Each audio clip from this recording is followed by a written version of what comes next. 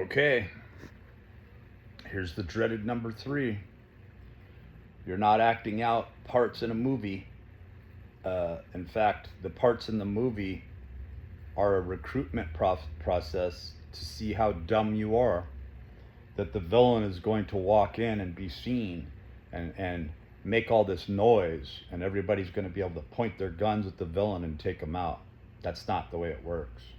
Or that the hero is to the universe is actually this white knight, when the white knight is required to be chivalrous, required to be debonair, and plays out this trap in order to trap as many damsels as possible, impregnate as many damsels as possible, and then be coldly and callously killed off like Alexander the Great at almost 33 years old, where he didn't even make it to that effulgent state by following what I'm telling you right now, which is the inverted pentagram.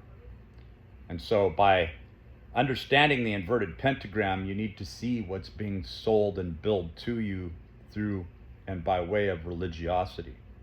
That when you break it down, the most compacted, rudimentary, base, highest estimable principle that you could ever achieve, which you can't achieve and nobody has, and the universe makes damn sure of that.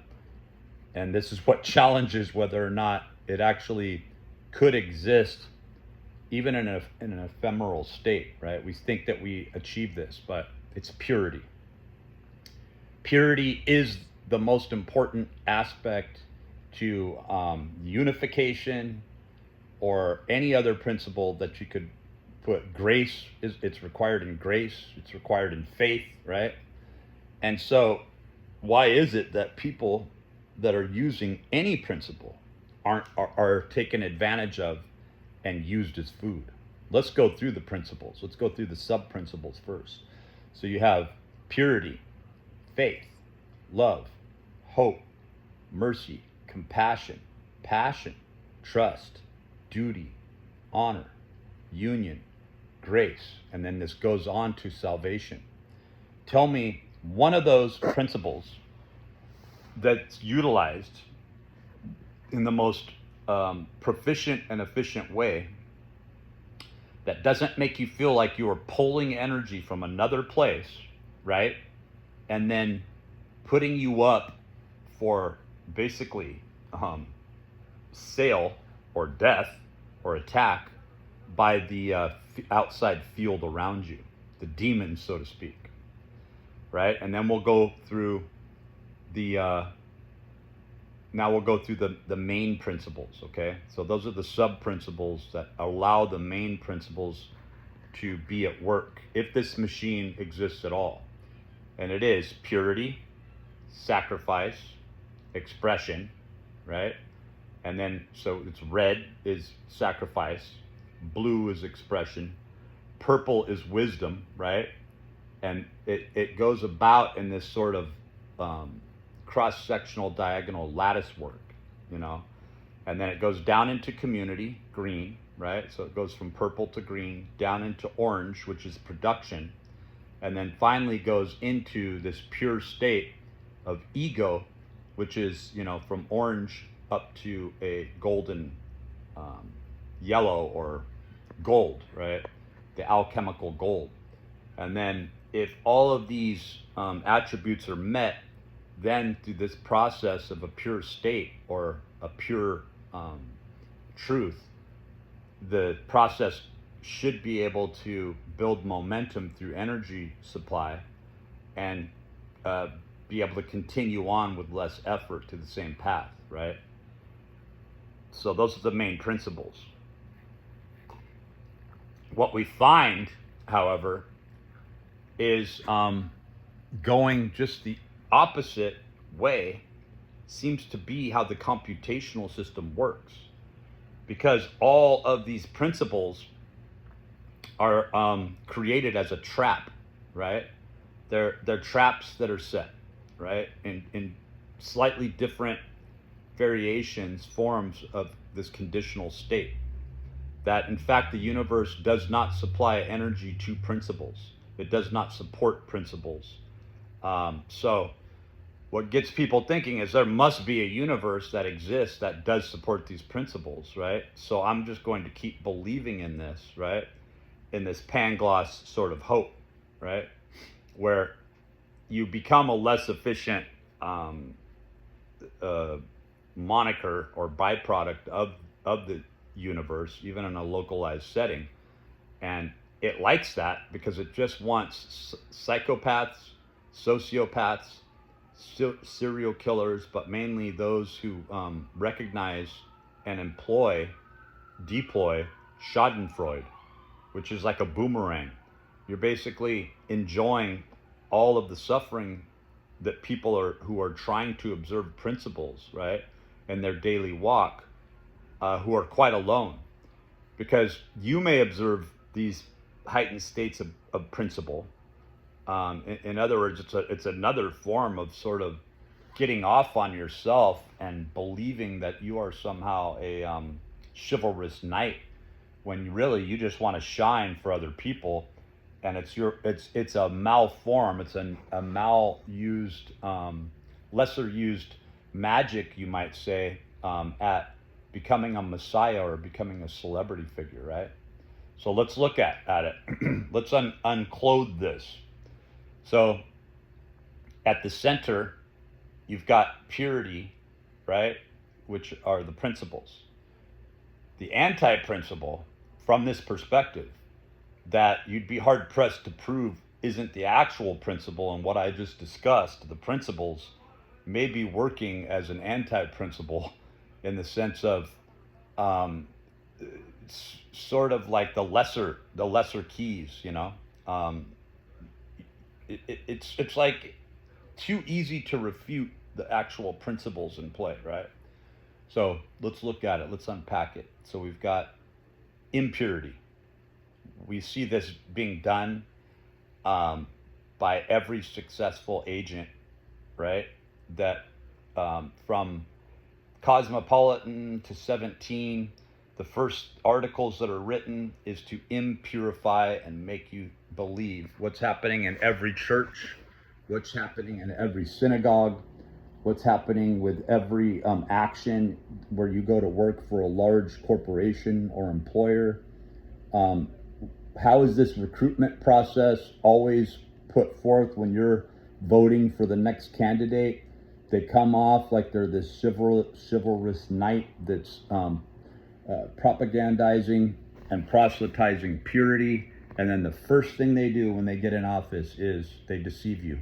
They taint and create an impure setting, and then everybody through this Machiavellianism floods in and wants to be a part of it because they're like, oh, this is a money machine, right? There's attrition, there's accretion, there's a hotbed, right, of entropy occurring here.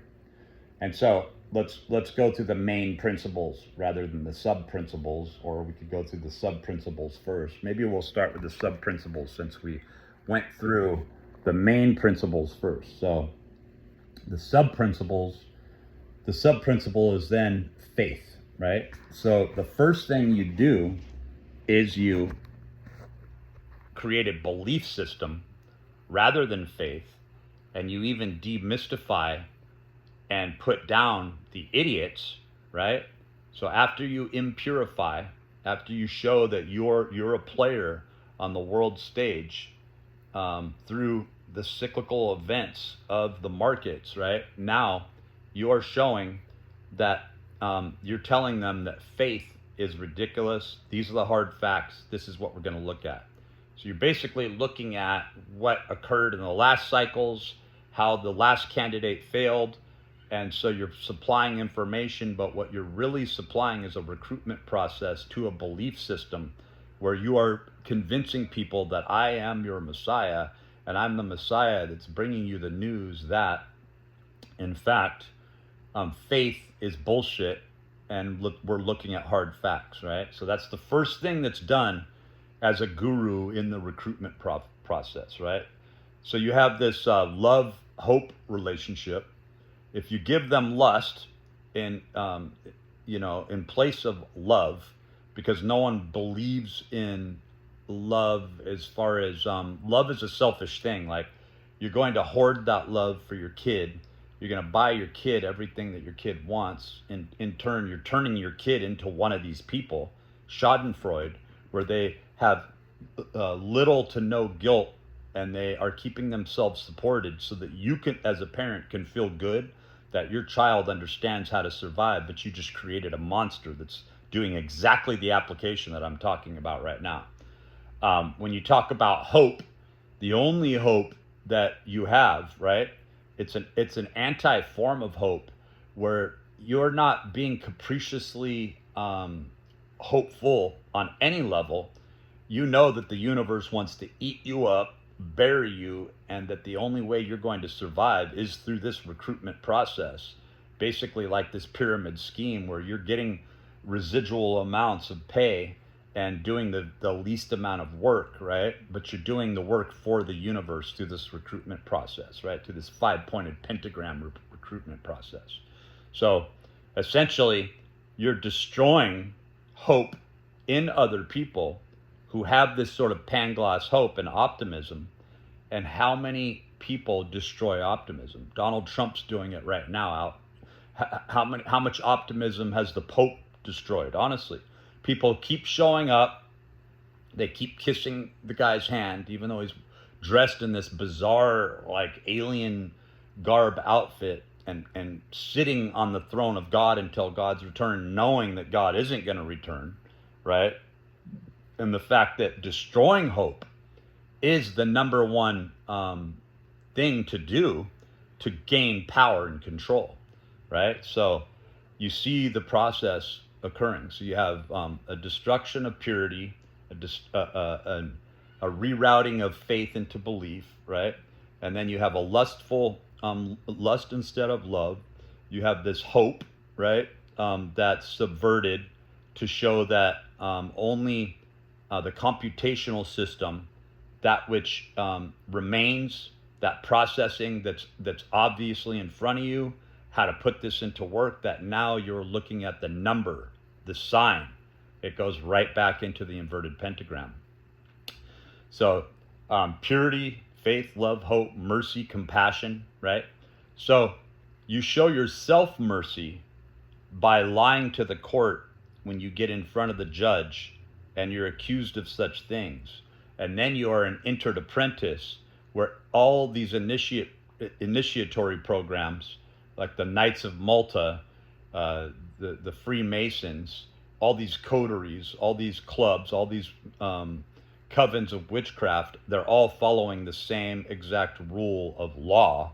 Black's Law Dictionary is based upon this.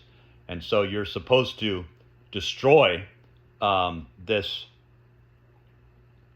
system and make it more efficient when you're talking about the destruction of purity, faith, love, hope, mercy, compassion, right? So your idea of mercy is a general construct in a sort of Stoic court of law, where they have they are only given penalties for not producing more than they required to be put in, as far as energy consumption goes. Once somebody wants to live this lavish, opulent life, like, you could say that Jeff Bezos and his cruise ship, $500 million cruise ship, is him living this opulent life. What if he wastes it? What if he barely uses it, right? What if he spent way too much? What if he employed thousands upon thousands of people, and each of those people was paid far less than they were supposed to be paid? In fact, with a dollar that's losing its value all the time. Then you begin to see it. And then instead of him going on and acting like Pythagoras, because he's not teaching, you'd think that these people would be teaching you principles, right? The principle of how they came to be. You'd think that this was on a higher tier, but in fact, they don't want to be responsible for it, so they don't get out in the open and tell you what I'm telling you, which is, you have to define it, you have to see it with clarity. Am I getting anything from it? No, right? So am I recruiting you? No. I'm not. I'm telling you the way things are. I'm simply telling you the way things are. I'm not charging you for this information. This is something that you're just able to access and see with all the nakedness without being blind, because this is the way things work. So you have mercy, compassion, passion. So instead of having this sort of passion for the Christ, right, you will have passion for things, items that don't matter.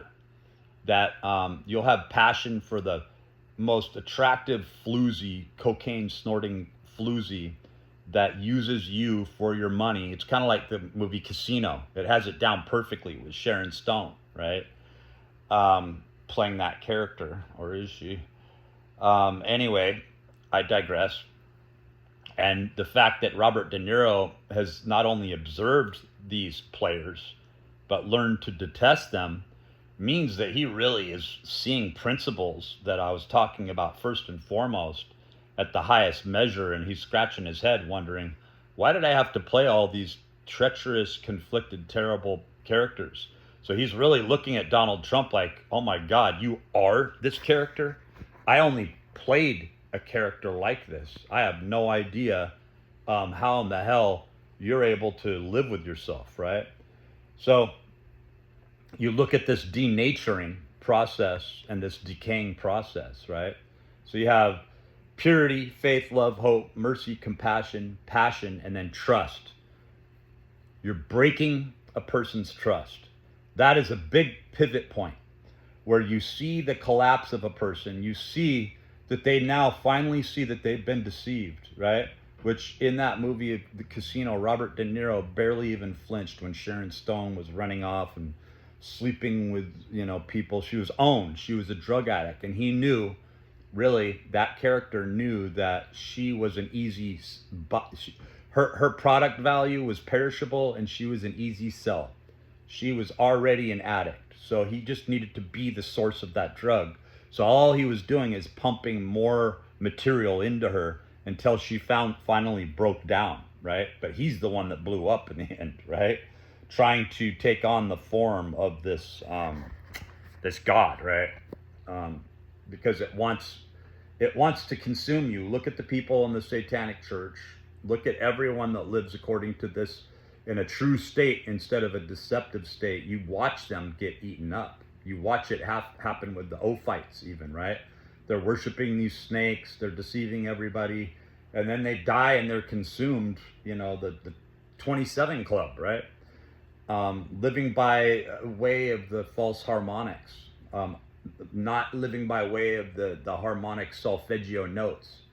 So was Atlantis not those who showed reverence to the inverted pentagram, whereby they lived with the highest possible attributions of principle, while the rest of the world, the heathens outside the gate, had to suffer and live in a barbarian state, right? You have to ask yourself that. So you have purity, faith, love, hope, mercy, compassion, passion, trust, and then your duty and honor work on both sides. Like duty and honor are like a patronage to the queen, right? And the reason the queen is so important, and she's such an old sort of self-promulgating, really feckless to everyone else figure, is because all she's doing is the duty and honor is she's recruiting, right? She wants the duty to her. So you just killed all these people for some old lady who just wants to sip tea and live her life and feel like she's the ruler of the world and she's in command, or the Pope for that matter, right? But when you're talking about the active member, you're talking about the president of the United States seems to have the most power, but in fact they are the one that has to absorb and take on all the entropy, because they are the one who's the messenger. They're giving you the message that they are your afflictor. In other words, they are the ones who are delivering the message and enforcing the code. They're the ones who die and everybody blames. And so that's why they're hailed up as these heroes, because you're a hero when you take all the blame, right? and when you're condemned, right, which they all are, and you die really terribly, and you have to carry all the weight for everyone else, and all you've done, unbeknownst to yourself, is recruited them into this computational, seemingly evil process, right?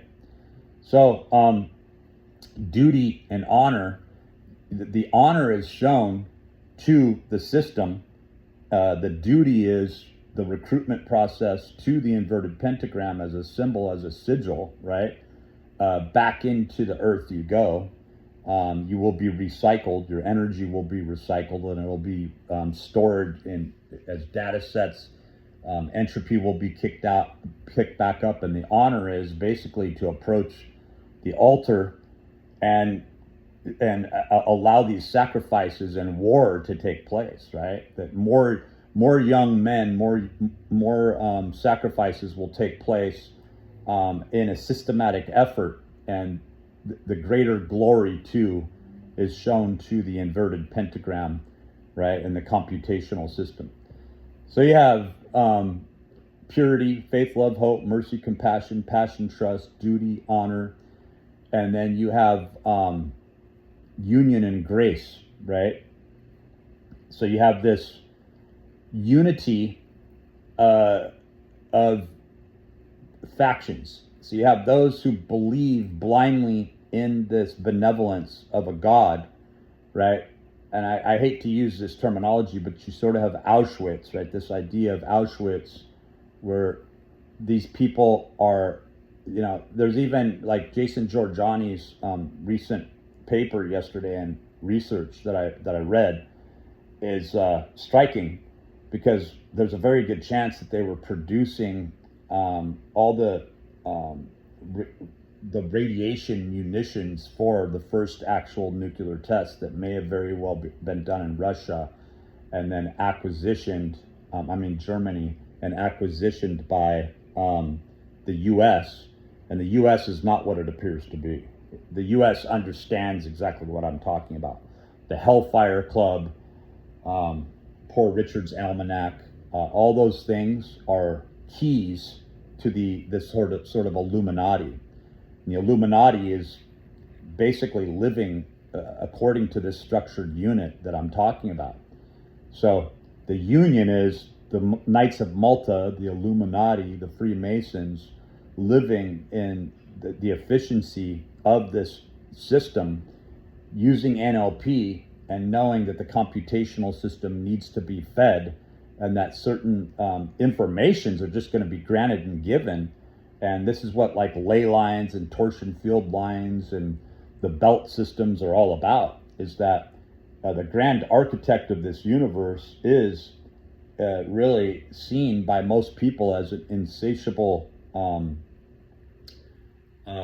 God that doesn't give a shit about anybody, and just cares about the parlay, relay, delay mechanisms and purge, and then super compensation, a feeding cycle, right? A feeding frenzy, that these Knights of Malta on down of what I mentioned prior to, all these affiliations, are aware of a calendric cyclical process that may be the changing of the North Star, this 25,920 or something like that, just under 26,000 year cycle, where this big feast has to take place, and the computational system has to be appeased, right?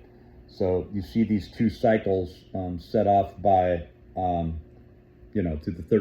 Younger Dryas was a good example of that, of a half cycle. Okay. And then you see grace. The grace is given when you show grace to the system, right?